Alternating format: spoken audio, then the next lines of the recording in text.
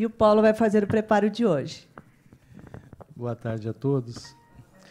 O preparo é do livro Vida Feliz, uma psicografia de Divaldo Franco pelo espírito Joana de Ângeles, capítulo 81. Jesus lhe disse: não se turbe o teu coração, ensinando que a calma e a confiança em Deus devem ser o lema de toda criatura que deseja encontrar a felicidade. Nunca faltam motivos para preocupações, inquietando o coração, perturbando a vida. A existência humana é uma oportunidade de valorização dos bens eternos e de iluminação íntima. Se colocas as tuas ansiedades em Deus e lhe confias a tua vida, tudo transcorre normalmente, e se algo perturbador acontece, a serenidade assume o controle da situação e age com acerto. Deste modo, não te permitas turbar o coração nem a mente ante as ocorrências mal-sucedidas. Joana de Ângeles vem nos questionar aqui como anda a nossa fé, a nossa confiança em Deus. Nós já cremos que Deus está no controle? Que tudo que acontece em nossa vida não foge aos olhos dele? A gente já tem essa certeza? Mas também temos a certeza de que nada cai do céu e que a gente tem que fazer o nosso esforço? Se hoje a gente passa por desafios, momentos difíceis, é porque nós já somos capazes de vencer, porque senão Deus não colocaria em nosso caminho esses momentos. Que realmente a gente pare e pense naqueles momentos em que a gente tem a oportunidade de fazer diferente, em que nós já conseguimos fazer a nossa transformação, que a gente realmente trabalhe em cima disso. Esse é o objetivo da nossa encarnação, sermos melhores. Hoje se fala muito em ansiedade, muito, porque eu sou ansioso, porque eu não sei o que lá, e a gente vê síndrome do pânico, depressão. É a falta da confiança em Deus que está ocorrendo em nós. Então, que realmente a gente pare e pense o quanto a gente está trabalhando nessa crença, nesse valor tão importante na nossa existência. Muita paz.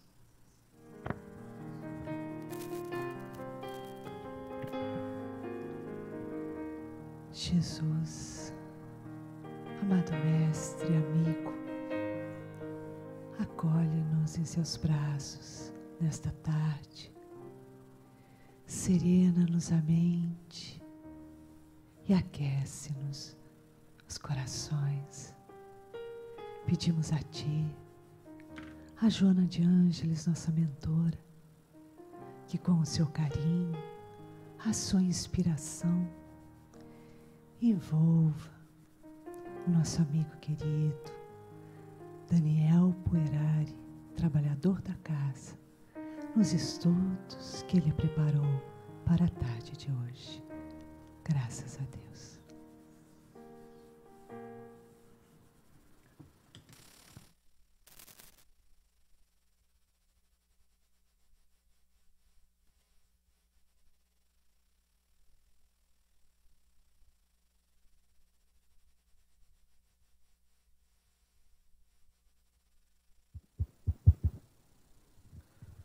Boa tarde, gente. Sejam muito bem-vindos para mais essa palestra. Bom,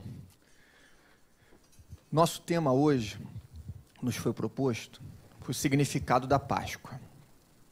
Tema muito interessante, né?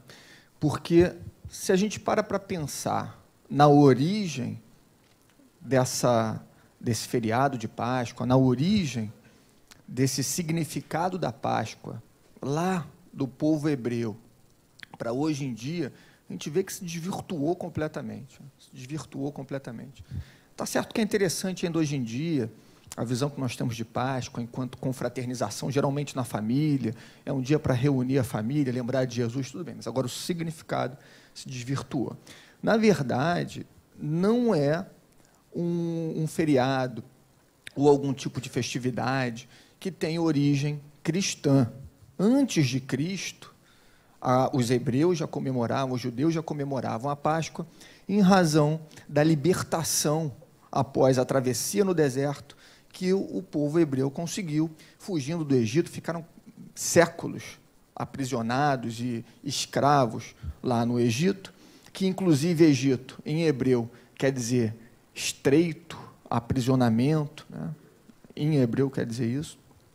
Então, depois do seu percurso lá, guiados por Moisés, no deserto, eles, enfim, encontraram a libertação. E aí, para comemorar a libertação, essa passagem de um momento, essa transição, essa passagem de um momento de escravidão para um momento de libertação, surgiu o significado da Páscoa. Né? Para cá? Para cá. Para cá. Qualquer coisa eu fico aqui. Tá bom assim? Tira o púlpito, então tira o púlpito. Então, gente, melhor. Mas aí eu posso ficar aqui tranquilo. Tá bom. Então, meus amigos, essa passagem no deserto, em prol da libertação, foi o justificado, né? Foi a justificativa, na verdade, para se comemorar a Páscoa.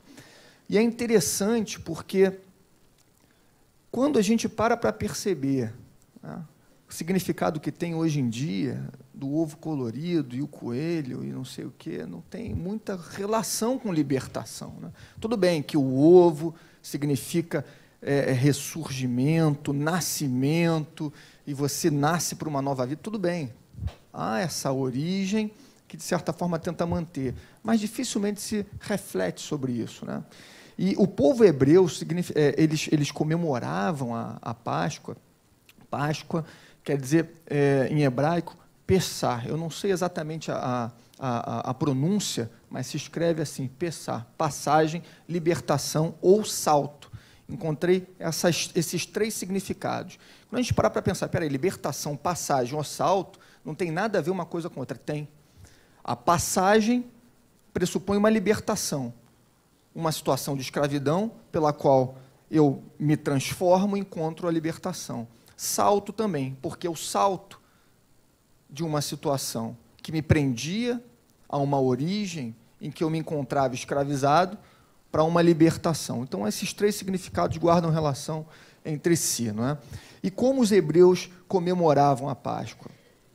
No início, a tradição era a seguinte: qual é a história, na verdade, né, lá do povo do Egito? Que tinha um anjo da morte, que buscaria, numa determinada noite, o filho mais velho de cada casa ali dos hebreus. Né? E, para não ter problema com esse anjo da morte, o que eles precisavam fazer?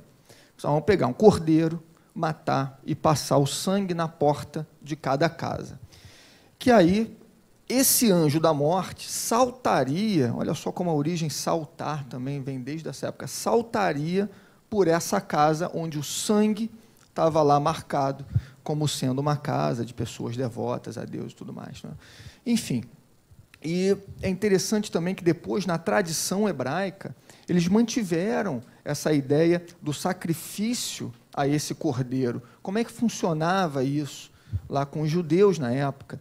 Eles criavam um cordeiro durante 7 dias na sua casa, dentro de casa, para que aquela família se afeiçoasse com aquele cordeiro, se apegasse àquele cordeiro, e depois, no 7º dia, quando todo mundo já estava ali, as crianças, a mãe, o pai, afeiçoados àquele cordeiro, ele era sacrificado para servir aquela ceia e que se comemorava ali a Páscoa. Né? Pensando de uma forma bem solta, se nós pegássemos essa comemoração, né, e imaginássemos de uma forma isolada, pareceria até algo muito primitivo. Espera aí, mas sacrifício de animal, hoje em dia, sem ainda pensar nisso, né? Mas a simbologia, a gente precisa pegar a simbologia, porque Toda religião, toda religiosidade é marcada pela simbologia, não tem ali aquela explicação de uma ciência, de uma filosofia que é muito depurada. Qual é a simbologia, né? Jesus fez exatamente isso. Se nós pararmos para pensar a semelhança dessa Páscoa que era comemorada pelo povo hebreu com o que Jesus veio fazer aqui, a gente encontra uma ligação direta. Jesus ficou ali com aqueles apóstolos, ele conviveu conosco durante um bom tempo, né?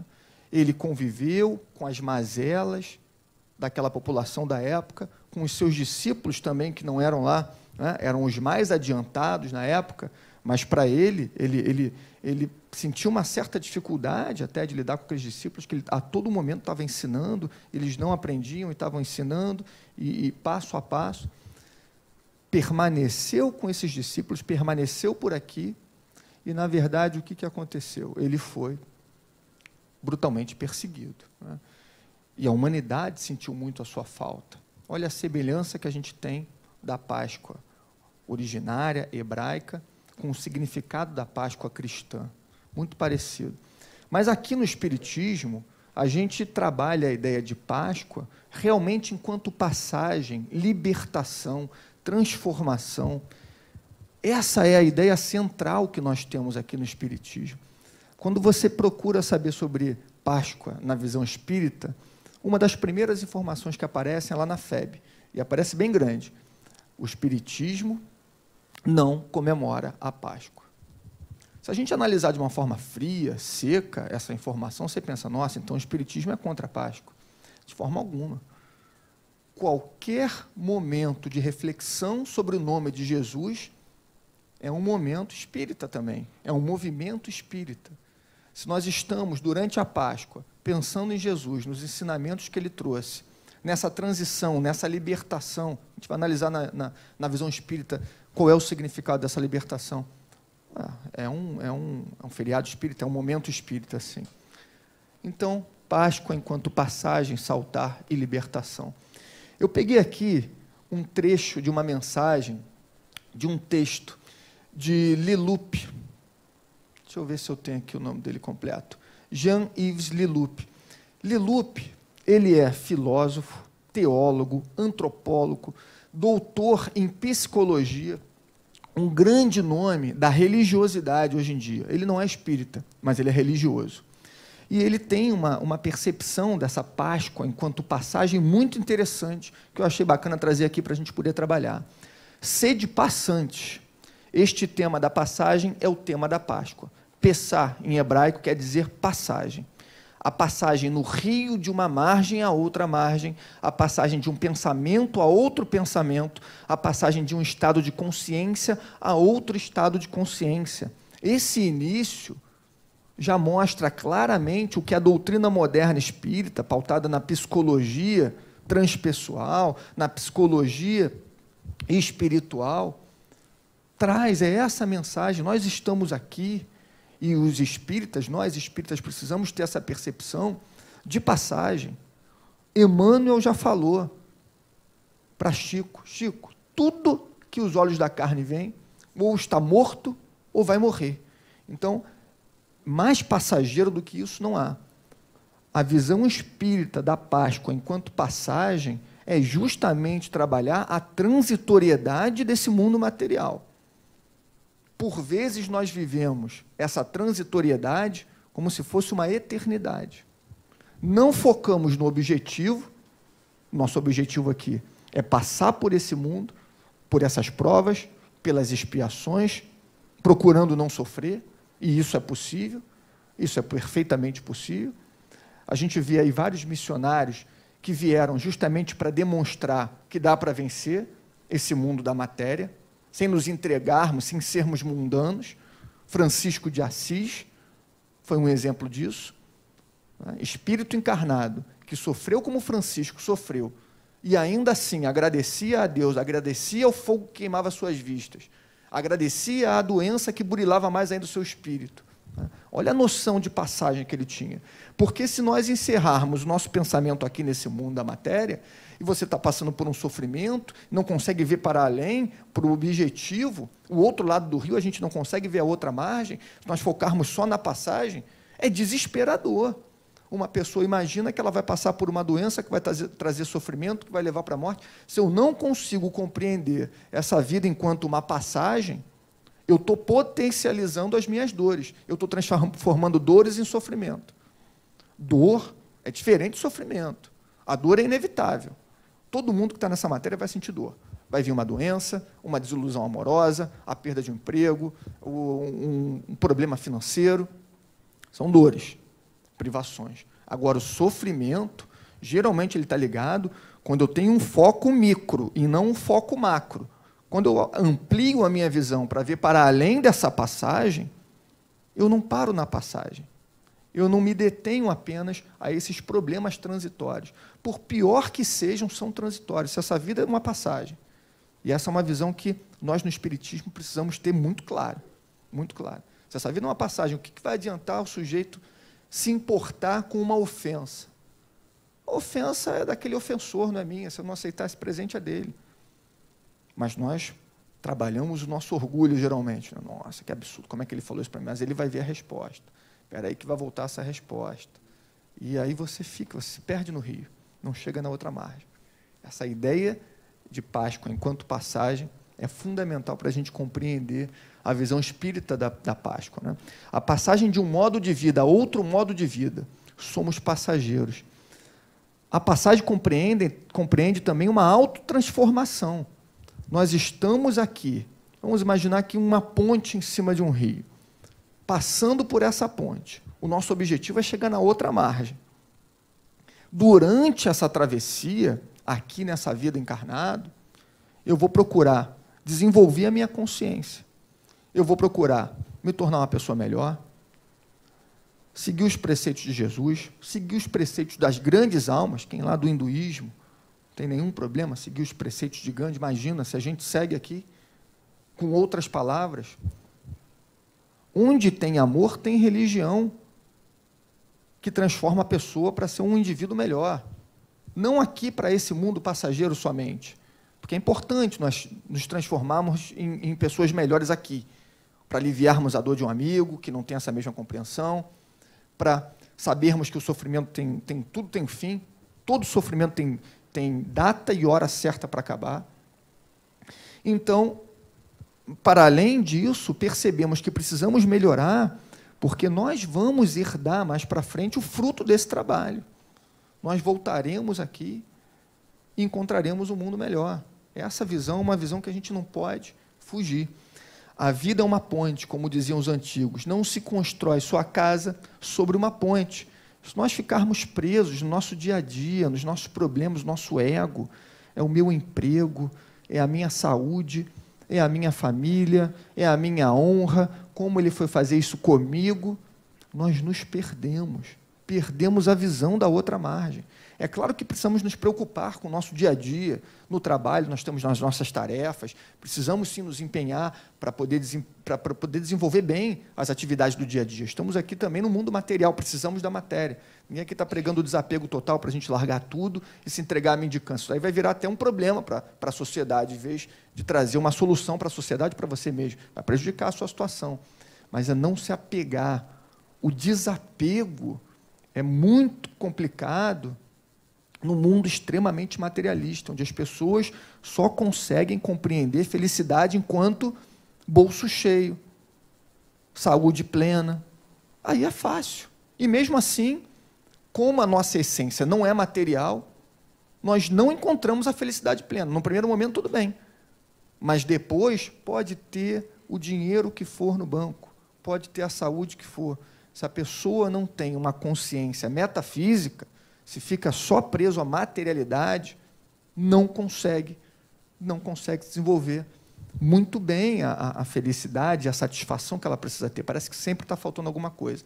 É só a gente parar para pensar, os grandes nomes da economia, da indústria, hoje em dia, vê aí Bill Gates, outros nomes aí que, enfim, alcançaram o cume da economia, não dá para ser mais rico do que ele já é, Mark Zuckerberg, e outras pessoas que chegam lá, têm tanto dinheiro, veem que não é o objetivo da vida. Agora, o que eu vou fazer com isso? Doam, começam a se entregar à caridade. Atores famosos, não é, de Hollywood, que tem aquelas mega fortunas, conseguem compreender que a matéria é limitada para trazer o que o espírito precisa. E nós não somos seres materiais. Nós não somos, essa não é a nossa essência. Nós estamos numa matéria. Essa matéria vai servir para a gente. Eu preciso tomar conta dessa matéria para ela me servir bem. Mas não é a matéria que é o meu objetivo. Não é, também não tem nenhum problema você querer progredir materialmente. É só não se perder achando que esse é o objetivo. Esse não é e nunca vai ser o objetivo. Tudo vai acabar. A matéria toda que a gente está vendo aqui, daqui a alguns milênios vai acabar. E onde é que a gente está construindo? Nessa ponte? A gente constrói a nossa felicidade nessa ponte, a ponte vai ser levada. É interessante, tem uma historinha bacana que eu me lembrei agora. Um indivíduo que estava muito atormentado, ele queria encontrar a tranquilidade, o equilíbrio. E aí ele procurou um grande guru lá da região dele. Chegou lá no guru e perguntou, olha só, eu tenho dinheiro, eu tenho uma família que me ama, eu sei que eu amo a minha família, só que eu me encontro desequilibrado. Por vezes, eu estou gritando com alguém, estou discutindo demais, mais do que o normal, eu me percebo como um indivíduo doente que precisa se reequilibrar. O que eu preciso fazer para me reequilibrar? Aí o tal do guru olhou para ele e falou, olha só, eu vou te dizer, mas antes eu tenho uma tarefa para você. Está vendo aquela montanha? Estava no pé da montanha. Você vai lá em cima tem uma cabana. Essa cabana é minha. Para eu poder te ajudar, você me ajuda também. Sobe lá na cabana, pega tudo que é meu e traz aqui, por favor. Aí ele foi, não entendeu muito bem, mas foi, seguiu as ordens lá. Chegou na cabana, não tinha nada, nada. E aí ele voltou. Conversou com o guru, olha, fui lá, não tinha nada, não encontrei nada que eu pudesse descer, não estou entendendo qual é a lógica desse treinamento. Qual foi a lição que o guru falou para ele depois? Nossa vida é exatamente essa lógica que tem que ser seguida. Você não conseguiu tirar nada de mim. Você não conseguiu tirar nada de mim. Porque eu a nada me apeguei. A partir do momento em que você se identifica com o seu emprego, com o seu dinheiro, com a sua vida, com as suas posses, com o seu poder, isso pode te ser tirado. E quando isso te for retirado, você vai se desequilibrar. E aí você encontra a origem dos tormentos. Agora, o que não te pode ser retirado? O que não te pode ser retirado? Seu emprego pode ser retirado. Sua própria família pode. Claro que você tem que amar os seus familiares, mas pode ser retirado. Não é? Deus pode achar por bem fazer com que você tenha um outro caminho. Seus bens todos. Se você depositar a sua confiança e o seu amor no objetivo que está fora da matéria, isso ninguém pode te tirar. Se você se compreende como uma alma superior a tudo isso que a gente vê aqui na matéria, e você coloca aí a sua felicidade, ninguém pode te retirar. E você nunca vai se desequilibrar. Interessante porque o Paulo falou aqui no início o que é a felicidade. E o texto, de uma forma bem sintética, resumiu muito bem. A felicidade se encontra na confiança e fé em Deus. A partir do momento que a pessoa tem confiança e fé em Deus, ninguém consegue tirar isso dela.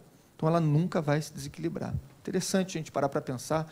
E tudo isso tem a ver com a passagem, tudo isso tem a ver com Páscoa. Páscoa enquanto passagem. A passagem do meu antigo ser ligado à matéria, que burilado durante essa vida e existência após existência, consegue ter uma compreensão que está além dessa matéria. Consegue comprovar, o mundo de provas e expiações que está além, já passou, já superou essa prova da matéria. Temos que manter, ao mesmo tempo, as duas margens do rio, a matéria e o espírito, o céu e a terra, o masculino e o feminino, e fazer a ponte entre essas nossas diferentes partes, sabendo que estamos de passagem. Claro, ninguém, como eu falei, vai se entregar à mendicância. Nós estamos no mundo da matéria, nós precisamos de recursos para comprar roupa, para poder nos alimentarmos, para morar em algum lugar. Não é? Outras pessoas também precisam disso. Treinar a espiritualidade não é se despojar completamente da matéria, é realmente trabalhar para conseguir a matéria, mas, ao mesmo tempo, ajudar quem não tem condições mínimas para isso. A grande Páscoa, aqui, é importante lembrar-se do caráter passageiro da nossa existência, da impermanência de todas as coisas, pois o sofrimento, geralmente, é de que queremos fazer durar, o que não foi feito para durar. A grande Páscoa é a passagem desta vida mortal para a vida eterna, é a abertura do coração humano ao coração divino. A desidentificação que a gente tem com a matéria e a identidade que a gente cria com o sagrado, se a gente conseguir fazer isso em uma vida a gente alcança a salvação. Em uma vida nós conseguimos nos iluminar. Às vezes, tem muita crença que ainda é debatida no espiritismo, que a pessoa está vivendo 1.500 encarnações, em média, e que precisa de não sei mais quantas, que isso deixa para a próxima vida, que agora a gente não está num patamar evoluído o suficiente para conseguir alcançar essa pureza ou trabalhar esse sentimento, deixa para a próxima, deixa para a próxima. Isso é comodismo. Isso é comodismo. A qualquer momento nós podemos dar um salto quântico na evolução. A partir do momento que temos consciência, tudo é possível. A partir do momento que temos consciência, tudo é possível. Nós falávamos isso outro dia, sobre essa questão do apego, que algumas pessoas ainda têm. Não, na próxima vida, deixa para lá. Isso é comodismo, né? É a passagem da escravidão para a liberdade, passagem que é simbolizada pela migração dos hebreus do Egito para a Terra Prometida. Mas não é preciso temer o Mar Vermelho, o mar de nossas memórias, de nossos medos, de nossas reações. Temos que atravessar todas essas ondas, todas essas tempestades, para tocar a terra da liberdade, o espaço da liberdade que existe dentro de nós. Sede passantes, passantes e confiantes, sem medo, porque não tem jeito. Não tem como nenhuma religião chegar e prometer para aquelas pessoas que, naquela fé, eles não terão nenhum tipo de tribulação, não terão nenhum tipo de problema. Nenhuma religião que se pauta nos preceitos de Cristo sustentaria isso. Porque é inerente desse mundo material que a gente está vivendo. As ondas do Mar Vermelho vão vir. A questão é a seguinte: de que forma eu me preparo para enfrentar essas ondas? A onda vai vir. Eu vou de peito aberto ou eu consigo encontrar um colete salva-vidas? Conhecimento. Buscando saber realmente qual é o objetivo daquela onda, que não é me ferir, é me preparar. A passagem, essa nossa passagem, né, que a gente está trabalhando com essa metáfora da passagem, essa passagem, ela é feita para nos preparar para esse desapego, essa quebra na identificação que a gente tem com tudo aqui dessa matéria, a minha casa, o meu carro, o meu trabalho, o meu filho, o meu. Isso tudo é apego do ego material. A nossa essência não tem nada disso. Quantas casas nós já tivemos, quantos empregos ou funções nós já desempenhamos e agora já foi tudo para trás. Estamos desempenhando outra agora e vamos desempenhar outras ainda. E ficou tudo para trás. E isso poupa um sofrimento muito grande, porque quando o espírito não se desidentifica com essas pedras durante aí essa passagem na matéria, o sofrimento do lado de lá, logo depois que ele desencarna, ele não se preparou para o desencarne. Ele não se preparou para alcançar o plano espiritual. Ele está no plano espiritual com a mentalidade da matéria. Então, vai ficar aqui. Essa que é a grande questão. Quantas vezes, no trabalho mediúnico, na mesa de desobsessão, vem espíritos ali que o cara fala, ele tomou a minha casa. Eu não quero sair daqui, porque a minha casa é minha família, que não sei o quê, ele vai ver, e fica nesse caminho, perdido nessa ponte, sem querer chegar do outro lado, só depende dele. Às vezes, anos, décadas, séculos, o espírito está ali preso àquela ideia de que é dele, aquela casa, aquele trabalho, fulano fez isso, Beltrano fez aquilo, só está prejudicando a ele mesmo. Já era para estar bem melhor, tranquilo, se preparando para uma próxima. aprendendo mais, ou sei lá, num outro plano já, desenvolvendo outros trabalhos, e o sujeito está aqui, né? Se perdeu no caminho. Poupa muito trabalho depois de desencarnar. Não serve só durante a encarnação, não. Desencarnar sabendo como é que funcionam as coisas te facilita muito. Mas facilita muito. Creio que essa palavra é verdadeiramente um convite para continuarmos nosso caminho a partir do lugar onde algumas vezes paramos. Observamos que para a vida em nós, o que impede o amor e o perdão, onde se localiza o medo dentro de nós. É por lá que é preciso passar. É lá o nosso mar vermelho. Mas, ao mesmo tempo, não esqueçamos a luz. Não esqueçamos a liberdade, a terra que nos foi prometida. Boa passagem. Quando ele fala boa passagem, ele está aqui desejando uma boa existência passageira, uma boa existência que você procura sair de uma situação de consciência limitada por uma consciência mais expandida. Toda religião, o espiritismo sobremaneira, busca expandir a consciência do indivíduo. Toda religião pautada em preceitos cristãos busca expandir a consciência. Não busca trazer somente aquela vantagem pecuniária, material. Tudo bem, isso é permitido, mas esse não é o objetivo. Isso aí tem que ser a consequência. Isso aí vai ficar aqui. Com que objetivo? Aí tem um evangelho que fala muito bem disso. A gente vai lá no Pentateuco. Fala, com que objetivo o indivíduo que vai para um lugar frio coloca roupa de banho, sunga e maiô para ir para um lugar de neve? Ou um sujeito que vai para um lugar de praia coloca na bagagem casaco para esquiar na neve. É impossível você conceber isso, não tem lógica. Mal comparando, é a mesma coisa que a pessoa que está aqui nesse momento de passagem busca quando olha exclusivamente para ganhos materiais, prosperidade material, transitório. Vai chegar lá, não vai levar nada. Não vai levar nada, não teve a consciência mais aberta, não conseguiu compreender o verdadeiro sentido da vida, vai ter que voltar bem mais atrás do que outras pessoas que procuraram aquele conhecimento. Não é criticando nenhuma posição ideológica, nenhuma posição religiosa, que todas são dignas de respeito. Toda religião realmente traz um benefício para o indivíduo, mas não pode ser exclusivamente material. E aqui, gente, para a gente terminando daqui a pouco, eu achei interessante pegar uma conversa de Jesus com Bartolomeu, o discípulo Bartolomeu. Mestre, exclamou timidamente, não saberia nunca explicar-vos o porquê de minhas tristezas amargurosas. Ele era conhecido por ser um sujeito muito triste, sempre ficava acanhado no canto dele, e uma vez Jesus encontrou, mais tranquilo, falou, olha, vamos conversar. E ele, de plano, já falou sobre essa angústia, né? Quando esclareceis que o vosso reino não é deste mundo, experimentei uma nova coragem para atravessar as misérias do caminho da terra. Atravessar as misérias do caminho na terra. Olha a visão aqui, também de encarnação enquanto passagem, algo que é transitório. Pois aqui o selo do mal parece obscurecer as coisas mais puras. Por toda a parte é a vitória do crime, o jogo das ambições, a colheita dos desenganos. Isso aí tem 2000 anos. Não tem nada a ver com hoje em dia. A voz do apóstolo se tornara quase abafada pelas lágrimas. Todavia, Jesus fitou-o brandamente e lhe falou com serenidade. A vida terrestre é uma estrada prodigiosa que conduz aos braços amorosos de Deus.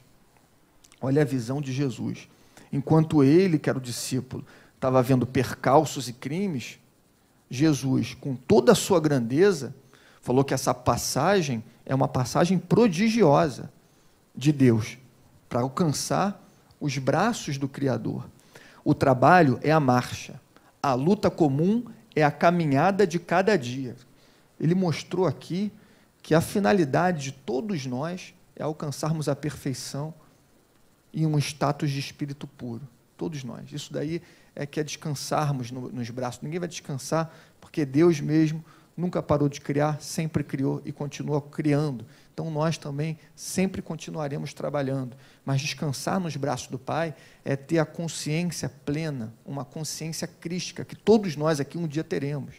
todos nós um dia teremos. Jesus não foi um privilegiado, não foi um filho dileto, preferido por Deus, como algumas posições religiosas fazem crer. Ele foi um espírito que se esforçou para chegar na esfera crística, que todos nós, por pior que seja o ser humano, vamos chegar, por pior. Por isso que Jesus fala, quando você olha para um indivíduo desses aqui que está passando necessidade e ajuda, é a mim que você está fazendo, porque ele é um espírito puro em potencial, só não trabalhou ainda, mas vai ser trabalhado. Um dia encontraremos aquele indivíduo que está fazendo mal para a sociedade, que está fazendo mal para qualquer um aqui, aquela inimizade, lá nas esferas celestes, como espírito puro. Isso daí é uma dúvida incontestável aqui, que nós temos na doutrina espírita. Está lá no Pentateuco kardeciano, está lá na mensagem de Jesus Cristo. Vós sois deuses, todos. Ele não falou quem é bom é Deus, ou serão deuses. Vós sois deuses, ele generalizou. Toda e qualquer criatura que se passa por essa terra aqui, mais cedo ou mais tarde, vai chegar à perfeição. Na atividade ou no descanso físico, a oportunidade diurna, hora de uma leve... Isso aqui não ficou muito bem.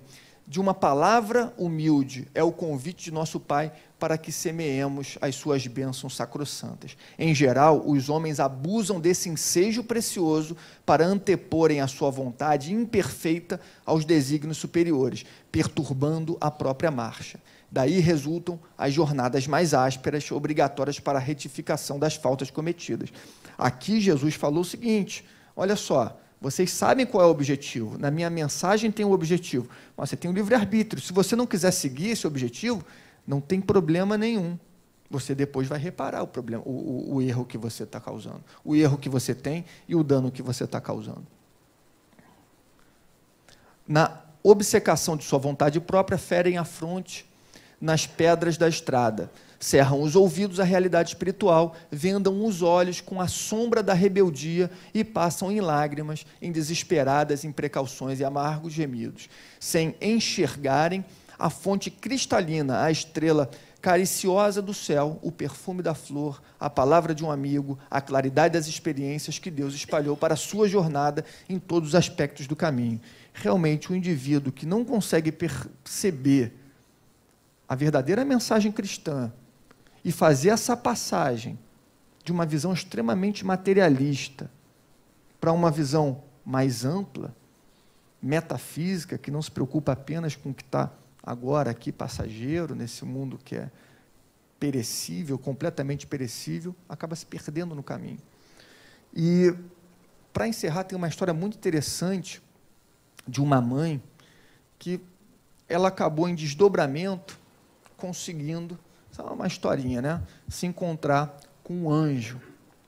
E ela estava procurando muito encontrar com algum anjo em desdobramento durante o sono, né? Porque um dos filhos dela estava muito doente. Ela tinha 2 filhos, um estava muito doente. Então ela chegou lá, nas portas, aqui a gente pode falar, na porta de uma colônia, que estava lá um anjo, lá, um mentor que poderia ajudá-la. Falou, vem cá, no que eu posso te ajudar? Falou, olha, estou aqui para pedir pelo meu filho. Nós estamos aqui todos na família, preocupados com ele, porque ele está muito doente. Está entre a vida e a morte, e nós gostamos muito dele, ele é um bom filho. Ele nunca me deu problema, ele sempre foi um bom filho. Aí o tal do anjo lá, né, o espírito evoluído, olhou para ela e falou, mas então... o que aconteceu? Ele trata todo mundo bem na família, os amigos, trata, então por isso que eu estou preocupado, não sei o que está acontecendo, ele não é mal para estar passando por isso, ele trata todo mundo muito bem, ele consegue lidar com essa doença bem também? Olha, consegue, ele deposita toda a fé que ele tem em Deus e agradece a Deus todos os dias por estar vivo, mas ele passa realmente por muita dor. Aí o anjo, tal do anjo lá, o espírito evoluído, perguntou, mas vem cá, e o seu outro filho? A senhora me falou que tem um outro filho? Tem. Esse também passa por algum problema físico? Não, esse tem uma saúde invejável. O que um tem de doença, o outro tem de saúde. Ah, então tudo bem. E esse outro filho, ele também trata as pessoas bem quando vão lá visitá-los? Não, mal vão visitá-los. Ele acaba acordando sempre num hotel de luxo, ele tem uma vida muito corrida, ele é um grande empresário, então ele está viajando o mundo inteiro, cada hora ele acorda num lugar diferente, não é? Então ele não recebe muitas pessoas, não. Ah, tá. Mas ele então trabalha bastante.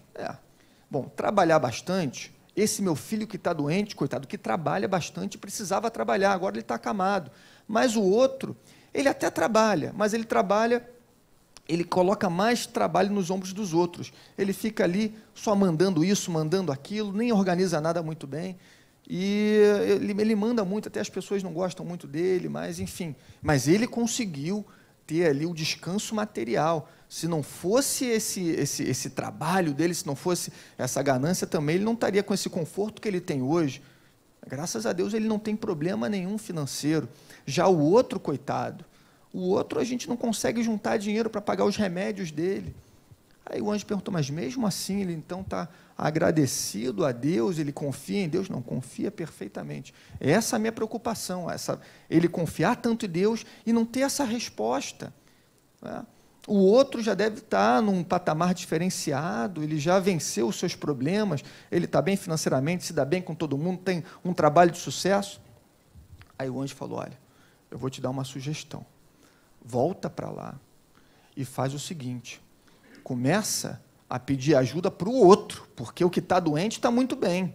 Aos olhos de Deus, o que está doente já compreendeu qual é o sentido da existência, enquanto esse outro está precisando de muita ajuda. Esse outro não conseguiu compreender que esse mundo é apenas de passagem, que você não pode explorar as pessoas, você tem que viver os momentos como uma experiência metafísica, né? Olha que interessante, o que às vezes a gente pensa que é sucesso, aos olhos de quem está de fora, no plano espiritual, é um total fracasso. E o que a gente pensa que é penúria, que é dor, que é sofrimento, que essa pessoa aí, nossa, deve ter feito coisa muito ruim na vida passada. De repente está demonstrando ali a verdadeira fé, o verdadeiro amor, a verdadeira confiança em Deus. Porque passar pelas tribulações com fé é uma prova de que realmente ela conseguiu compreender do que é feito essa passagem, né? Teve um palestrante aqui, muito bacana, eu não me esqueço do que ele falou. Médico, ele trabalha com mediunidade, com, enfim, materialização de espíritos, ele fez até o lançamento do livro aqui, foi muito bacana, e ele narrou uma passagem que eu não esqueci, mas eu acho que nem mais vou esquecer. Ele estava acompanhando uma paciente que já estava no estágio terminal de câncer, já tinha dado metástase ali, ela estava totalmente debilitada, e a qualquer momento ia desencarnar.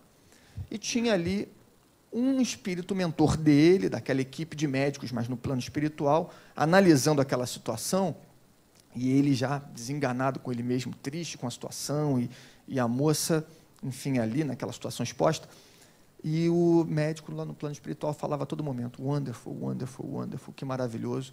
E ele aqui, uma hora perguntou, peraí, o que você está vendo de tão maravilhoso? Olha só a situação dela, você já tomou essa doença, os órgãos todos, olha só, o que tem de maravilhoso, daqui a pouco ela vai desencarnar. E aí o espírito olhou para ele e falou, olha, você precisa ver além da matéria. É maravilhosa a percepção que ela está tendo dessa doença. Essa doença e a forma como ela está encarando essa doença está trazendo benefícios inimagináveis para essa alma dela. Por isso que eu acho tudo maravilhoso. Numa doença, por vezes, você vê ali uma solução, em vez de olhar só uma dor, um sofrimento. Esse é o verdadeiro sentido da passagem, saber passar, sede passante. Quando Lilupe fala sede passante, é saber passar por isso, né? Meus amigos, muito obrigado aí pela atenção de vocês, tenham um excelente retorno. Muito obrigado, graças a Deus.